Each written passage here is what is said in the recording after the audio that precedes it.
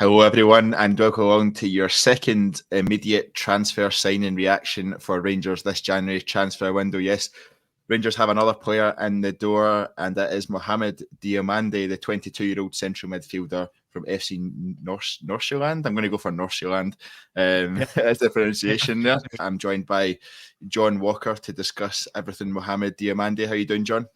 Good, mate. Good. Very excited by this. I think I've been able to say that a few times in the last week. I'm still quite stunned that it's happened. Yeah, I think that's been a lot of people's reaction, and having seen the reaction of fans from across Europe to it, they're a bit surprised that he's coming to Rangers, which is a good thing in many ways, but I guess shows the level of player people expect to go to Rangers as well. I think that is the exciting thing. Obviously, there'll be reasons behind the scenes as to why Rangers has been the path he's chosen. I think we touched a little bit on it about work permits, and if you look into that, you can see that Scotland's actually becoming the best route to England a little bit just now. So I don't know if there's been some clever sales pitch, but still very surprised, even with Leipzig being touted, Feyenoord, Ajax being touted. Yeah, exciting. Absolutely. So, John, you've done one of your normal threads on I'm going to call it Twitter. I can't get around to calling it X. I'll call it Twitter. You've done one of your normal threads. You can give us a bit of insight into what kind of player that we're getting, but you've said you're excited about the signing. Is that the overwhelming reaction? Yeah, I think I said this before. The thread I had done previously was on Nordsjælland, was after the Fenerbahce game where they pumped them 6-1, because I had read a couple of things the Athletic had done on them, and I was just really interested in the club as a whole. And when I looked at the three players within the team, you will try and pick a defender, attacker, and midfielder. He was the one in midfield that stood out for me as someone who will definitely go and play at the same level Kudos done. I know I used him as the example. He's not the same type of player, but it's a similar model. Plucked from right to dream in Africa, put in Nordsjælland, was successful, was moved on to Britain. I think that's what Diamande's going to be. He's going to be somebody that does use us to propel himself very quickly, and that will suit us. That would be the best thing for us. I do keep saying this, see this same hybrid comparison between an Aribo Kamara like merging, and that is what it looks like. If you could have taken the best bits of both those players, you do tend to have this guy. That's what's really exciting about him. Is technically great. He's not a defensive midfielder, but he gets really stuck in. I kind of used the example of Arfield as well, the way he moves about the pitch, the way he'll get stuck in, the way his physicality will match, hitting the box for goals. So on the surface, as a type of player you get, it's somebody who should fit into British football, especially Scottish football. So one of the interesting things with Diamande is he's very much a central midfielder, very much an 8. So that is his position. But when he was breaking through, he played left and right wing. And as I've said, we brought Joe Aribo in as a centre midfielder. Joe Aribo's best position in games for Rangers was when he played off the right with Tavernier. I wouldn't be surprised if Diamoande did play some games off the right. When you've got Tavernier, you don't need to be a natural winger. It helps when you've got one, because Tavernier can then float inside and do different things, and you've got McCausland. I wouldn't be surprised if we're now entering a situation where we might see McCausland sometimes in the left and Diamoande in the right, if we have our midfielders fit. John, you've spoken about the qualities that Diomande will bring to Rangers. Whose place do you see him taking in there, and who do you think he'll be alongside in the midfield? I do think it's right. Not Scott Wright. I think it's the right in the forward line. I think that's where you'll see him introduced first. I think that is where he will be let loose on, as someone that can move in and be an extra 10 in there. Somebody that will work back. He's got really high percentage of interceptions and final third recoveries. That's something that's really impressive, because if you look at his tackles, it can be quite low, but where he tends to win the ball is when he's aggressive in the final third. I wouldn't be surprised if that's where he is, because I think McCausland has been brilliant, but he's a young footballer. He's going to be inconsistent, and we've not been able to take him out the limelight. He's had to play every game since he broke in, pretty much. Yeah. So I wouldn't be surprised if that's it.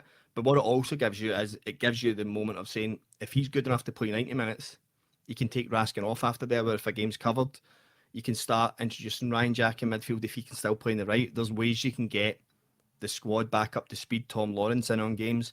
So I do suspect it might be that right wing we see him on initially. I've seen a lot of people suggest that Lundstrom, Raskin and Diomande could play as part of a midfield three rather than putting Diomande out in that front right. Is that something you expect to see, or is it something that actually probably takes away some of the goal threat that we would want to see from midfield if you've got someone like Cantwell or Lawrence in there instead? I think it very much becomes like a Gerrard midfield, where it is just three centre midfielders and you're relying for one of them to join that from there, but that becomes a midfield that's more protective. I think I'd said before I would like to see maybe Cantwell added into that three in the replace of maybe Lundstrom, and have Rask, especially in games we dominate. But I think that midfield just looks a little flat, even though Raskin's capable of getting forward, Lundstrom's capable of getting forward. Diamoande is a creative player. I just think you need to release him more, and those other two maybe don't marry up as well as they could. Yeah, I think that's fair. It'll be really interesting to see how it goes. We've got so many injuries on the go as well. Abdul Asima obviously confirmed earlier this week that that he is out for a considerable length of time, potentially back by the split, but that's maybe a bit optimistic. It seems like we continue to fall like flies, no matter how much Philippe Clement moans in his press conferences about the fact that injuries are an issue and that's something we're trying to fix.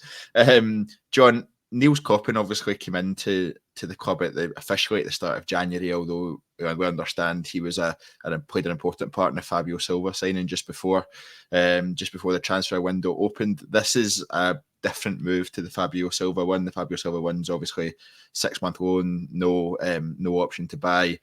This move is more along the lines of the kind of move I would expect from someone like a PSV or someone of that ilk, and that's obviously where Niels Coppin is came from, and it's sort of similar to moves that Philippe Clement has made in the past as well. Is this the type of move, the type of player, the type of profile you'd expect to see more from Rangers in the transfer windows going forward? Yeah, I think there needs to be the right mix. I think I constantly say this, is you sometimes pay a premium for getting people that know your league, but there is certain traits you can put against people. Silva came to Wolves, he was good at the start, so you've maybe looked at that, and he's went to Anderlecht, he's went to Den Holland, and he's performed at both clubs even in those loan spells.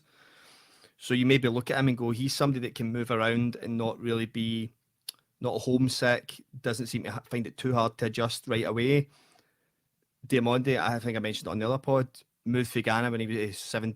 He moved from Ivory Coast to the academy when he was 17, ended up in Denmark by the time he was 18, and it's not like Denmark's an exotic place, similar weather conditions to us, and it's worse climate, and he's moved away from his family, so he settled in, he played football. It didn't seem like there was any stuff that we hear about Ridvan being homesick, because that will affect. It's one thing we forget, players are human beings, those things are going to impact you. So maybe mentality wise we're looking at other things just outside of talented players, and maybe that's why we're not going for some of the targets that we've heard about, because they've maybe been targets that have never left their country before. So we're going, we need people that we know have got a track record of being in the markets that we normally shop in and get performance out of, and the type of player who's moved around and actually settled right away. So maybe there is a full tick the box when Clement looks at people, because Clement has signed plenty of South Americans, plenty of Africans in his previous clubs, but they have been ones that have moved and adapted quickly in the clubs that he's bought them from. So there obviously is like a wee checklist of what they like to go through and see, on top of then meeting the player and meeting the criteria, because we see it every day. There's hundreds of good footballers that are available in these leagues. Yeah. But there's obviously a reason why the Alexander Lind links are there, but there doesn't seem to be any substantial from Rangers or Celtic, who are both linked with him. Never left his hometown. It's one of those ones where maybe it's going, that's the gamble. We'll take the guy who has left the country before and settled in a new country and been able to do it young. He'll be fine to come over and adapt mentally to what we're asking. I just think it's a little bit of that. I think the transfer model needs to be a bit smarter, because I think even under Gerrard, although there was a lot of successful signings, there was a lot of bad signings that were shipped out the door within 6 months that just didn't adapt to even just moving up the road for England. So I just think it's a little bit of that. I think Dutch people are obviously way more savvy, Belgian as well, way more savvy to that, because their leagues do tend to have a lot of different nationalities that are wildly from all over the country, all over the globe. I think it's just that.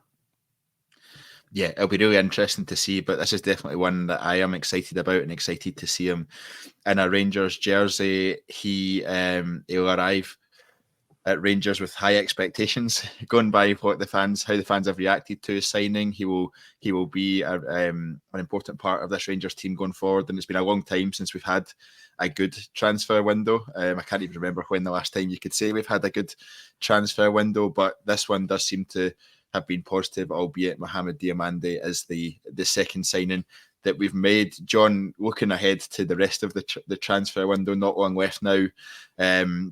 We spoke earlier about potentially left back Ridvan Yilmaz has been in and out of the rumours.